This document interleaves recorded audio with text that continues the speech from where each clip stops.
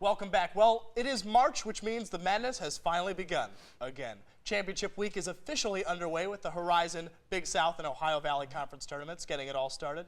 Now, here to talk about some of the more interesting storylines are Tom Waterman and my friend Greg.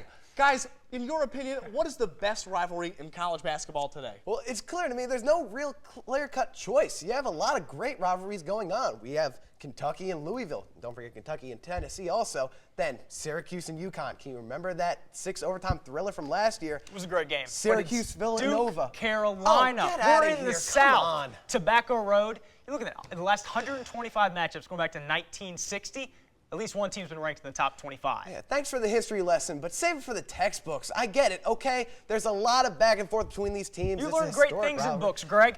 Duke, Carolina, we're in the South. I don't care about the I Big know East. that I don't we're care about here. Kentucky. Hey, Big East is the best conference in basketball right now. Duke, UNC, where have been the meaningful games? The last thing I remember from that rivalry is Gerald Henderson elbowing Tyler Hansbrough in the face. I don't remember any game action, any big plays, nothing. You don't remember Jeff Capel's half-court shot. You Nope. don't remember Chris Duhon's reverse layup to win it Nope. in overtime. Doesn't Where come have you to my been for mind. the last few years? I don't know.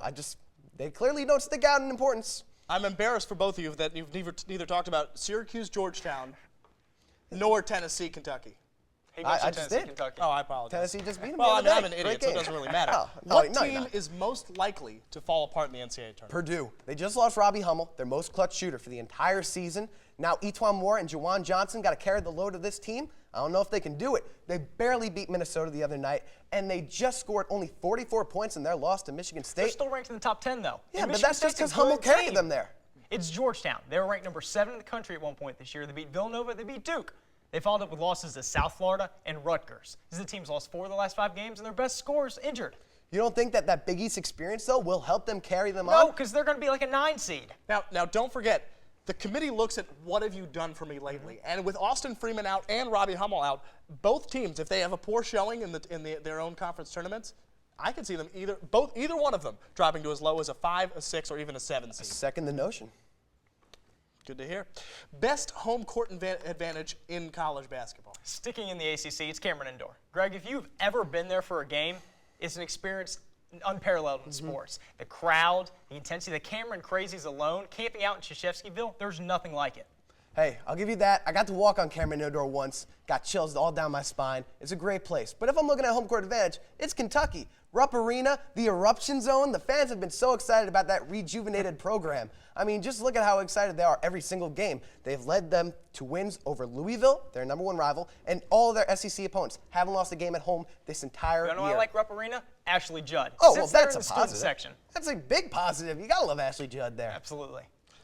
I think a stadium that really gets overlooked because they're in the Horizon League, Hinkle Fieldhouse, the history for Butler. Butler has one of the best home court winning streaks, non-conference and conference, in the country. Second only to Duke. There you go. If you could throw something, if it was allowed, what would you throw at and to whom? Oh, pop quizzes. We always hear how big of a struggle it is for the student athletes to try and manage their workload and their basketball. I don't really think they care that much about school and everything You like think that. they go to class? No, they don't go to class. That's why I want to see their real knowledge about their academic studies. Actually, when Kentucky lost to South Carolina, Calipari threatened John Wall with having to go to class. That's the worst punishment that a I know. basketball player at Kentucky can imagine. To me, I'd have to throw money at him because John Walls, the Evan Turners, DeMarcus Cousins, these guys are going to be professionals in just mere months. And look at it. They make so much money for those programs, marketing, television deals, jersey sales. These guys should be professional athletes, should be paid, and the fact that they aren't is a travesty because they're the ones that make the money. Hey, who's not to say that some of these coaches slip a little bit of cash under the table for these guys? We've seen it in the past. Could happen. Okay, if the one and done rule were abolished, and the rule had to be that you had to go to college for 4 years, what would the teams look like today, and who would be at the top echelon of teams in the NCAA? Completely different. Ohio State would have 4 first-round draft picks back. This team with Greg Oden, Mike Conley Jr., Oh. Daquan Cook, Oh, my not to goodness. mention Evan Turner.